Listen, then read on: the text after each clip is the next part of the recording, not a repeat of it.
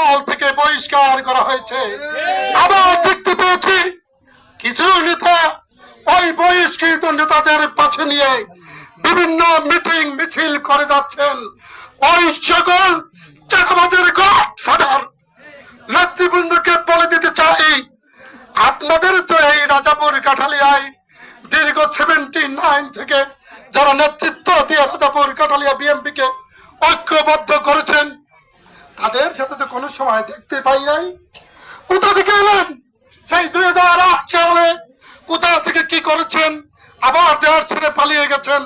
আবার 2018-তে যখন নির্বাচনের গান জাগে তখন আবার নমিনেশন কিনতে এসেন। তারপর আন্দোলন সংগ্রামে খুঁজে পাই নাই। আবার 5ই আগস্টের পরে দেখতে পেয়েছি আপনার পদচারণা।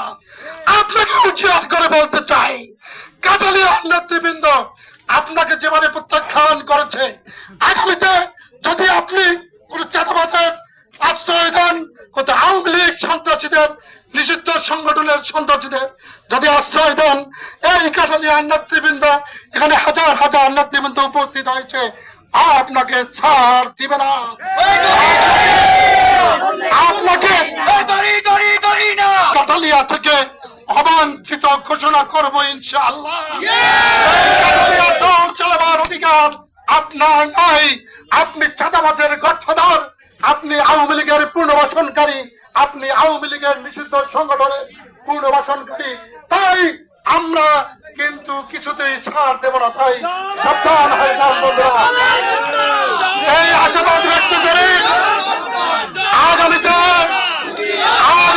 তারেক রহমান আসবে, তারেক রহমান আসবে। যখন তারেক রহমান আসবে, যখন তারেক রহমান দেশে আসবে, তখন বাংলাদেশের কোন ফুলের বাগানে কিন্তু ফুল থাকবে না, কোন নেতা কর্মী ঘরে থাকবে না, বাংলাদেশের কোন জনগণ ঘরে থাকবে না। তারা সবাই ঢাকা বিমানবন্দরে গিয়ে তাকে রিসিভ করার জন্য আমরা অপেক্ষা করতেছি। বন্ধুরা, আশাবাদ ব্যক্ত করে সকলকে ধন্যবাদ জানিয়ে, আপনারা যারা কষ্ট করে এই বিক্ষোভ মিছিলে উপস্থিত হয়েছেন আপনাদেরকে ধন্যবাদ জানিয়ে আমার বক্তব্য শেষ করছি। সাথে সাথে নির্বাচন খুবই সন্নিকটে, একটি স্লোগান ধরতে হবে।